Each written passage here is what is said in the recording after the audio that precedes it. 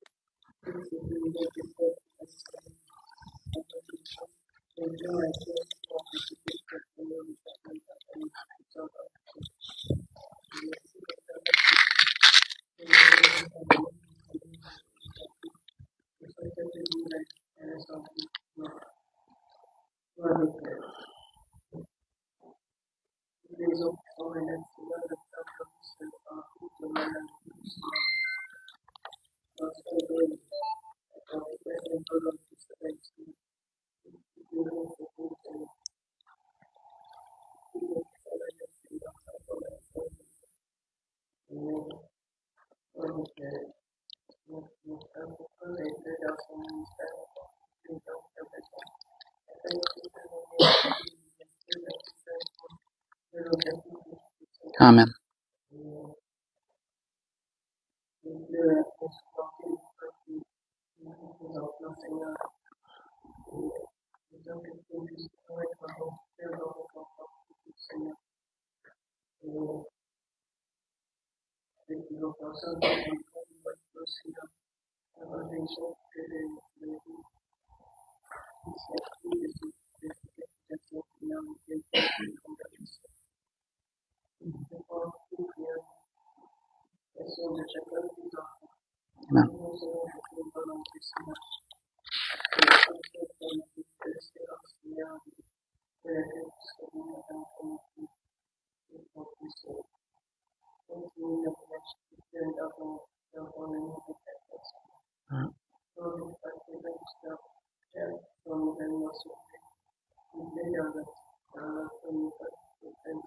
Et oui, Seigneur.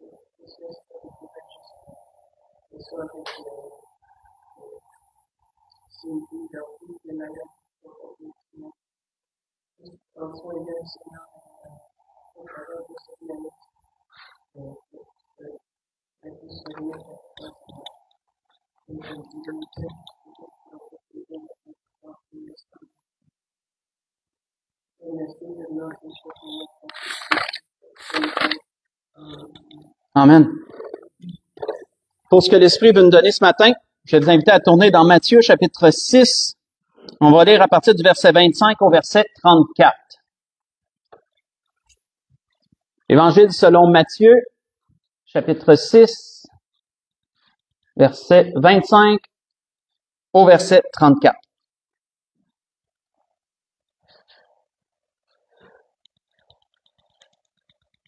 Portion d'enseignement que Jésus a donné dans ce premier grand enseignement qu'il a donné sur la montagne, qui est appelé le Sermon sur la montagne, où dans cet endroit, Jésus dit, « C'est pourquoi je vous dis, ne vous inquiétez pas pour votre vie, de ce que vous mangerez, ni pour votre corps, de quoi vous serez vêtus. La vie n'est-elle pas plus que la nourriture et le corps plus que le vêtement? Regardez les oiseaux du ciel. Ils ne sèment ni ne moissonnent, ils n'amassent rien dans des greniers, mais votre Père céleste les nourrit. Ne valez pas beaucoup plus qu'eux? Ne valez-vous pas beaucoup plus qu'eux? Qui de vous, par ses inquiétudes, peut ajouter une coudée à la durée de sa vie? Et pourquoi vous inquiétez-vous au sujet du vêtement? Considérez comment croissent les lys des champs. Ils ne travaillent ni ne filent. Cependant, je vous dis que même Salomon même, dans toute sa gloire, n'a pas été vêtu comme l'un d'eux.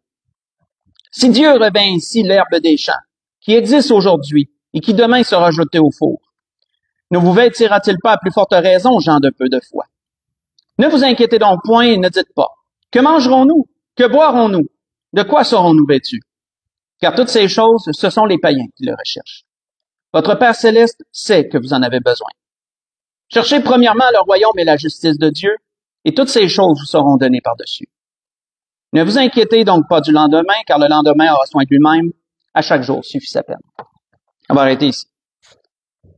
On voit donc, frères et sœurs, dans ce grand sermon que Jésus a fait, premier grand sermon, que Jésus a enseigné les bases que chaque enfant de Dieu doit désirer mettre en pratique puisqu'il fait partie du royaume de Dieu. On voit que Jésus, après les tentations qu'il avait subies par le diable dans Matthieu chapitre 4, pas besoin d'y tourner, on voit qu'il nous est dit que par après, Jésus s'est mis à prêcher que le royaume de Dieu est proche. Et ici, dans ce sermon, pas seulement dans ce qu'on a lu, mais dans du chapitre 5 au chapitre 7, tout ce qui englobait ce premier grand enseignement du Seigneur, on voit que le Seigneur mettait les bases morales qui doivent être pratiquées dans le royaume de Dieu. Il donnait tous ces enseignements auxquels chaque chrétien doit adhérer. Tous ceux qui acceptent Jésus comme leur sauveur et Seigneur doivent désirer adhérer à ces choses et les mettre en pratique, car ce sont les bases du royaume. Puisque le royaume de Dieu, c'est l'œuvre de Dieu à travers son Église. On voit ici, dans ce qu'on a lu, que le Seigneur parle spécifiquement d'un thème, il parle des inquiétudes et il parle des choses matérielles de cette vie. Ou malheureusement, ou beaucoup, par instinct charnel, par instinct de survie, s'ils manquent à ces choses, vont désirer les chercher plus ardemment que de chercher Dieu. Et là, Jésus remet les pendules à l'heure, il ramène les choses à leur place, et il leur disait, votre Dieu sait de quoi vous avez besoin dans toutes ces choses. Ne mettez pas votre priorité sur ces choses, mais mettez votre priorité sur Dieu.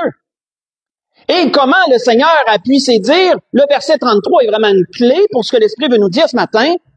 Jésus leur dit, cherchez premièrement le royaume et la justice de Dieu. Et toutes ces choses-là que vous cherchez, ces choses-là dont vous avez besoin, Dieu va vous les donner par la suite, sans même que vous ayez à le lui demander la plupart du temps. Mes frères et sœurs, qu'est-ce qui arrive, c'est que dans notre façon d'être en tant que personne, en tant qu'être humain, lorsqu'on lit un endroit, qu'on lit un contexte et qu'il y a quelque chose qui est mis dans ce contexte-là, ben on s'imagine que ça s'applique seulement à ce contexte-là et que ça s'applique pas ailleurs. Je m'explique. Jésus parle d'inquiétude, Jésus parle de choses matérielles, et après ça, il dit cherchez premièrement le royaume et la justice de Dieu. Certains pourraient donc dire, je vais seulement chercher le royaume et la justice de Dieu quand ça s'applique aux inquiétudes, quand ça s'applique aux biens matériels, et ensuite, j'ai pas besoin de chercher le royaume et la justice de Dieu. Puisque c'est écrit dans le même contexte, ben, ça doit s'appliquer seulement dans ce contexte-là. Et c'est là que l'Esprit nous dit non, ce matin. Chercher premièrement le royaume et la justice de Dieu est une clé pour l'ensemble de la vie chrétienne dans absolument toutes les sphères de notre vie. Jésus l'a placé dans un contexte, mais cette clé peut être retirée de ce contexte-là et appliquée à tout autre contexte dans notre vie. Chercher le royaume et la justice de Dieu devrait être une priorité absolue dans la vie de chaque enfant de Dieu, dans toutes les sphères de la vie de chaque enfant de Dieu.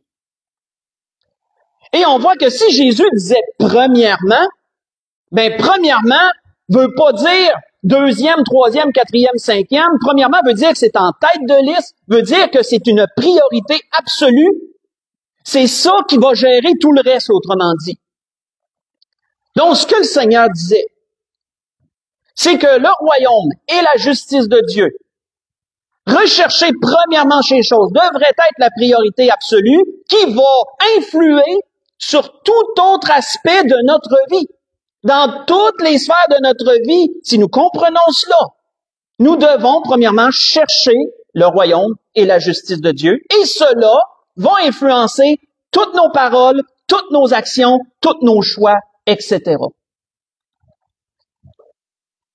C'est une exhortation que le Seigneur donnait qui allait beaucoup plus loin que le contexte dans lequel il a été placé. Et l'Esprit veut nous conduire dans cela ce matin. Mais on va le prendre en deux temps. Parce que ce sont deux choses. Chercher le royaume est une chose, et chercher la justice de Dieu en est une autre. Mais décortiquons-les chacun. C'est quoi chercher le royaume de Dieu? Chercher le royaume de Dieu, premièrement, c'est d'avoir ce désir de mettre en priorité l'œuvre de Dieu dans nos vies. D'être capable de rechercher l'avantage de Dieu dans ce qu'il a établi avant notre avantage personnel. Et ça, c'est pas facile à faire. Parce que, instinctivement, à divers degrés, parce qu'on est tous des êtres humains différents, on va chercher toujours à tirer la couverture sur notre côté, premièrement. On va chercher notre intérêt personnel dans toute chose, jusqu'à un certain point. Dépendant de notre caractère et tout, il y en a qui le cherchent plus, il y en a qui le cherchent moins. Mais quand tu cherches premièrement, et le mot premièrement va revenir très souvent, le royaume de Dieu, mais c'est que la priorité, tu vas la donner à l'œuvre de Dieu. Tout ce qui concerne l'œuvre de Dieu va être ta priorité et toi, tu vas te mettre en second en rapport à ces choses-là. Si bien sûr, tu priorises le royaume de Dieu. Tu vas rechercher l'avantage de Dieu avant le tien. Maintenant, concrètement, à quoi ça ressemble, ça? Nous avons un très bon exemple de cela. Très, très bon exemple de cela, mais dans l'Ancien Testament. Et on va premièrement aller le voir. Allons ensemble dans 1 Roi, chapitre 3. Voyons premièrement, c'est quoi quelqu'un qui cherche le royaume de Dieu, premièrement. Dans 1 Roi, chapitre 3.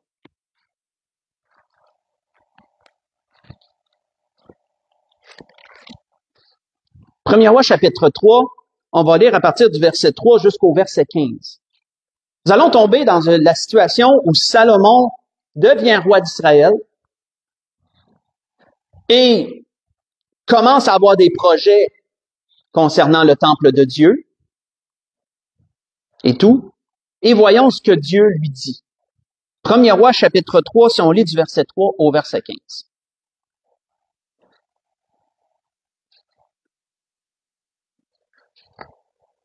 Et dès qu'on lit le verset 3, ça donne le ton.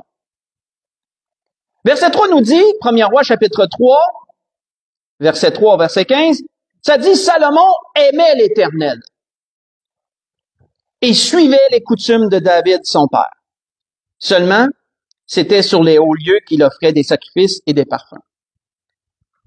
La Bible nous dit que s'il aimait, frères et sœurs, l'Éternel, si c'est spécifié qu'il aimait l'Éternel, c'est parce que l'Éternel était une priorité dans sa vie. Dieu, son œuvre était une priorité dans sa vie qui allait gérer les autres choses. Du moins à ce temps-là de sa vie, on va dire. Parce que ceux qui ont lu toute sa vie, vous savez que malheureusement, ses priorités ont changé de place avec le temps. Mais à ce moment-là de sa vie, Dieu était son absolue priorité.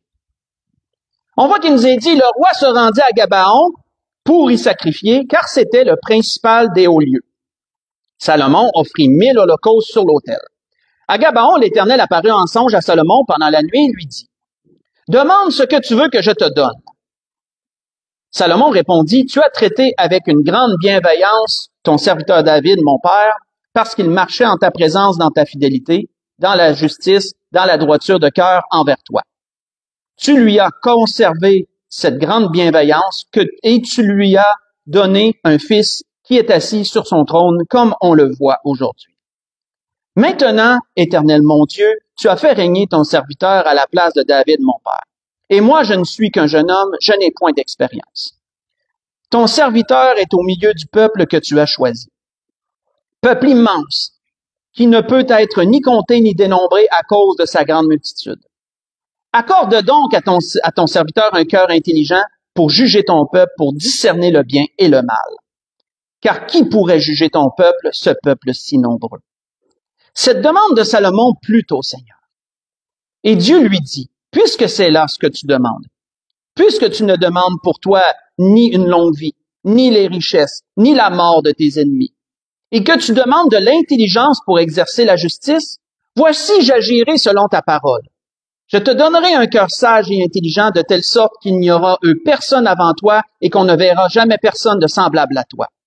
Et je te donnerai en outre ce que tu n'as pas demandé, des richesses, de la gloire, de telle sorte qu'il y aura pendant toute ta vie aucun roi qui soit ton pareil. Et si tu marches dans mes voies en observant mes lois et mes commandements, comme l'a fait David ton père, je prolongerai tes jours. Salomon s'éveilla. Et voilà le songe. Salomon revint à Jérusalem et se présenta devant l'arche de l'Alliance de l'Éternel. Il offrit des holocaustes et des sacrifices d'action de grâce, et il fit un festin pour tous ses serviteurs. On va arrêter ici. On voit, frères et sœurs, ici quoi? On voit que Dieu fait une offre à Salomon qu'on aimerait certainement tout avoir à un moment ou à un autre de notre vie. Où Dieu nous apparaît et nous dit, demande-moi ce que tu veux. Et vous savez, quand Dieu demandait ça à Salomon, on peut certainement s'imaginer que Dieu n'avait aucune arrière-pensée d'intérêt personnel à lui en lui demandant cela. Dieu voyait que Salomon l'aimait et Dieu, dans son grand amour, a décidé de faire à Salomon un cadeau. Quoi que tu me le demandes, je vais te le donner. Et Salomon avait le choix. C'était large. Il pouvait demander ce qu'il voulait. On sait qu'instinctivement, tout roi de l'époque aurait demandé ce que Dieu a dit. Tu n'as pas demandé ces choses-là. Tout roi de l'époque aurait demandé la richesse, une richesse démesurée, pour assurer son règne. Tout roi de l'époque aurait souhaité la mort de ses ennemis, pour ne plus avoir à combattre d'un côté et d'un autre et ne plus avoir de menace de personne. Dominer totalement sur tout son empire. Tout roi aurait désiré ces choses. Tout roi aurait désiré prolonger ses jours. Qui ne voudrait pas vivre plus longtemps pour régner encore plus longtemps si t'es roi? Mais Dieu dit, t'as pas demandé aucune de ces choses-là. T'as demandé à la place d'avoir la sagesse de diriger mon peuple parce qu'il est nombreux et que c'est mon peuple. Salomon, frères et sœurs, avait fait exactement ce que Jésus a enseigné au Sermon sur la montagne. Il avait mis, premièrement, le royaume de Dieu dans sa vie avant ses intérêts personnels. Juger le peuple de Dieu avec justice et sagesse était plus important pour Salomon qu'avoir les richesses, qu'avoir la gloire, qu'avoir la mort de ses ennemis ou qu'avoir une longue vie. Ça, frères et sœurs, c'est de mettre en priorité le royaume de Dieu. Parce que dans l'Ancien Testament, c'est quoi le royaume de Dieu? Ben, c'est l'œuvre de Dieu, c'est le peuple d'Israël, c'est le peuple de Dieu. Dans le Nouveau Testament, c'est l'Église du Seigneur, le royaume de Dieu. Là, Salomon priorise le royaume de Dieu, priorise le peuple. Et il veut être un roi juste et équitable pour tout l'ensemble du peuple. Et on voit quoi? Qu'est-ce que Dieu a fait? Comment Dieu a réagi? Exactement comme Jésus a dit sur le Sermon sur la montagne. Jésus a dit, cherche premièrement le royaume, et toutes les choses vont être données par-dessus. Qu'est-ce que Dieu a fait ici? Exactement ça. Dieu a dit en outre, je vais te donner de la sagesse comme aucun n'en a jamais eu, mais je vais te donner tout ce que tu m'as pas demandé aussi. Hein? Tout le reste, je vais te le donner par-dessus. Je vais te donner de la richesse, je vais te donner, dans le fond, la mort de tes ennemis, et je vais te donner aussi des longs jours. Puis Dieu dit, si tu suis mes voies, puis tu gardes mes commandements, il dit, oui, là, je vais prolonger tes jours. Parce que ça venait souvent avec cette petite, comment je pourrais dire, condition-là de la prolongation des jours. Mais on voit, frères et sœurs, que Salomon, ici, dans son exemple, il illustre, il démontre parfaitement ce que Jésus avait enseigné sur ce premier point. Cherchez le royaume de Dieu. Est-ce que, frères et sœurs, pour nous, le royaume de Dieu est une priorité? Cherchons-nous premièrement le royaume de Dieu dans notre vie? Est-ce que l'œuvre de Dieu vaut plus que notre intérêt personnel? C'est une question auquel chacun devrait s'attarder, et plus qu'un instant. Parce que si tel est le cas, si quelqu'un est capable de dire, oui, pour moi, le royaume de Dieu est une priorité, je recherche premièrement le royaume de Dieu dans ma vie, ben, ça, c'est une personne qui va chercher l'intérêt de l'Église avant son propre intérêt personnel.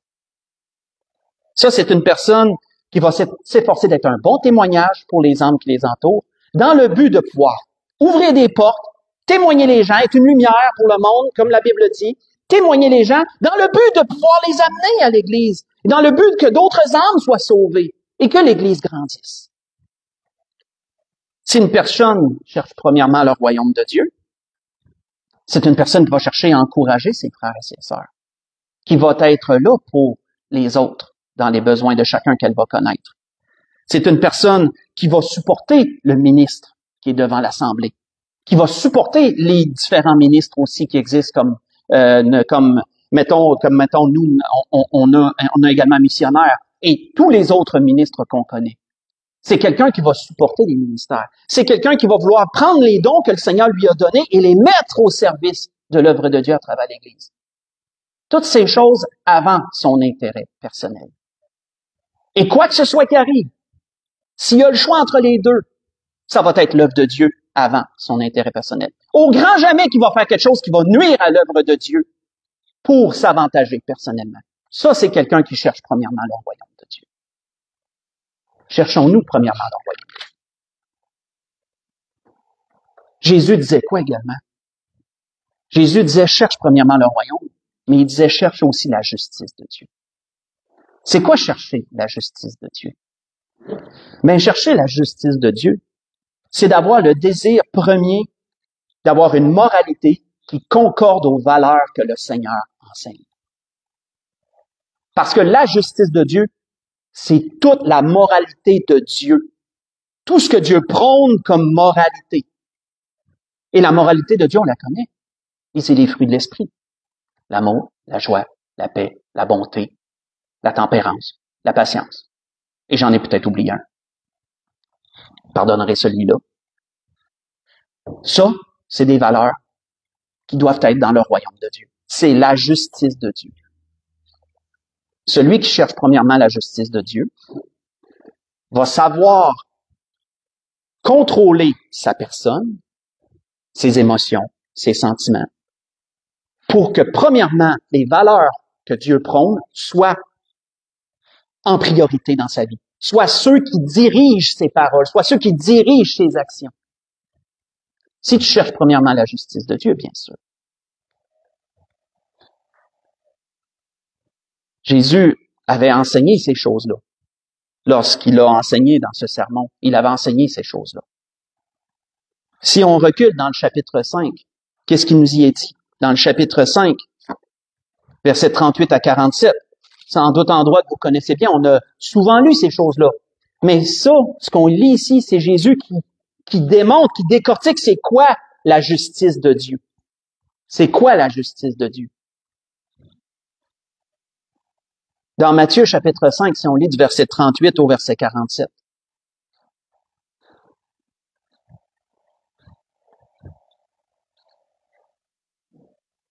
Où Jésus dit, vous avez appris qu'il a été dit, œil pour œil, dent pour dent.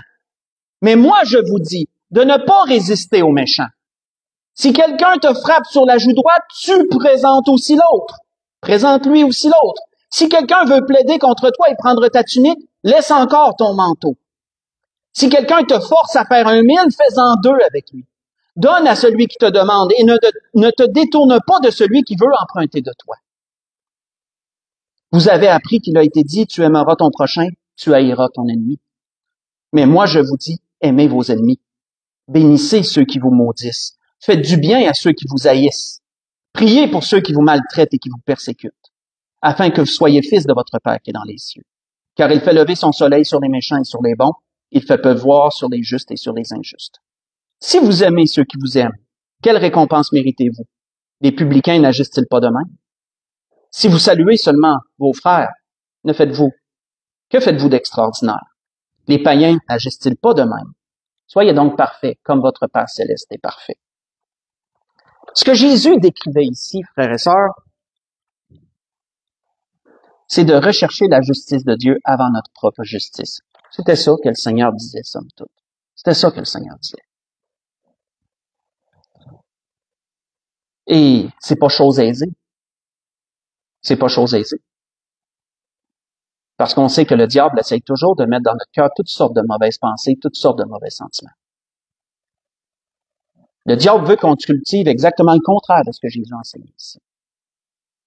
Et si tu te laisses aller à tes instincts charnels, c'est très facile. Si tu cherches premièrement ta justice avant la justice de Dieu, très facile. Mais ce que Jésus parlait ici, c'est un effort. C'est des prières. C'est une soumission à Dieu. Ça, c'est pas facile. De devoir lutter contre toi-même, lutter contre tes propres sentiments, lutter contre tes propres émotions. et te plier, faire fléchir ta volonté à la volonté de Dieu. Ça, ce n'est pas chose aisée à faire. Ça prend quelqu'un de spirituel. Ça prend quelqu'un qui cherche premièrement la justice de Dieu avant la sienne. Et s'il le fait, il va faire exactement ce que le Seigneur a dit ici. Il va rejeter tout mauvais sentiment qui découlerait de sa propre justice. Comme l'apôtre Paul l'avait dit, pas besoin de se tourner, dans Romains 12, verset 17. Ne vous vengez point, comme disait l'apôtre Paul. Si quelqu'un te fait du mal, tu ne te venges pas. Il va rechercher la paix et l'harmonie avec tout le monde autant que faire se peut.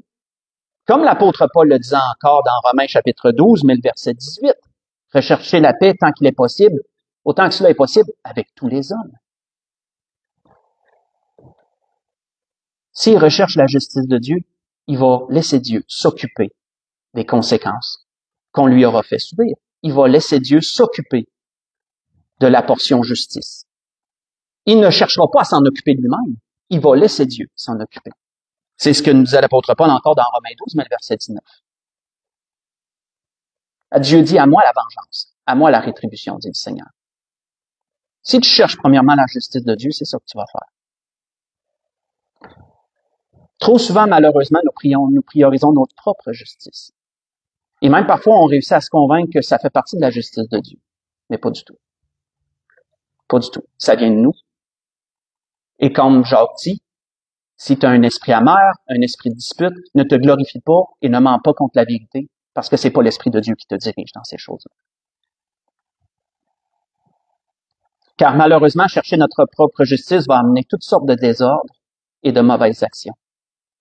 Et devant Dieu, tu es coupable devant Dieu dans ces choses. Mais si tu cherches la justice de Dieu, aux yeux de Dieu, tu es blanchi. Aux yeux de Dieu, tu n'es pas coupable. Celui qui t'a offensé est coupable. Et Dieu s'occupera de cette personne.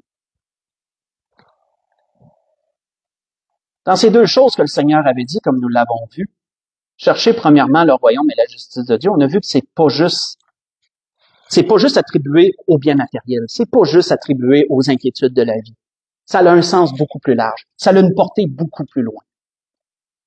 Ça s'applique à tous les aspects de notre vie, frères et sœurs. Et Dieu le sait. Dieu sait, frères et sœurs, si nous cherchons premièrement le royaume et la justice de Dieu. Et c'est ce que l'Esprit voulait nous dire ce matin. Cherchons-nous ces choses premièrement. Parce que si nous les cherchons premièrement, ça va se voir. Tout se voit. Tout finit par se voir. Dieu met en lumière tout ce qui est dans les ténèbres.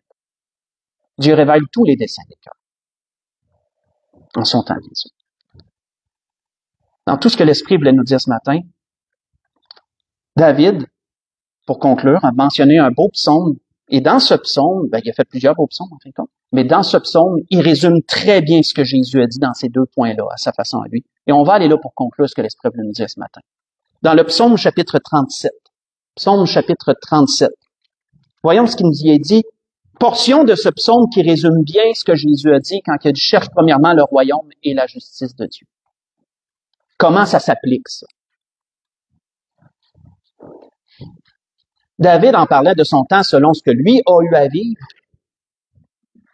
et selon ce que lui a eu à gérer et à faire dans ce sens. Dans le psaume chapitre 37, versets 3 à 9, David dit « Confie-toi en l'Éternel et pratique le bien. Remets ta vie entre les mains de Dieu. Remets ton sort entre les mains de Dieu. Remets toutes ces choses que tu vis entre les mains de Dieu. Confie-toi en l'Éternel et toi, pratique le bien. Recherche ce qui est bien devant tous les hommes, comme l'apôtre Paul disait. Combat le mal par le bien, en d'autres mots.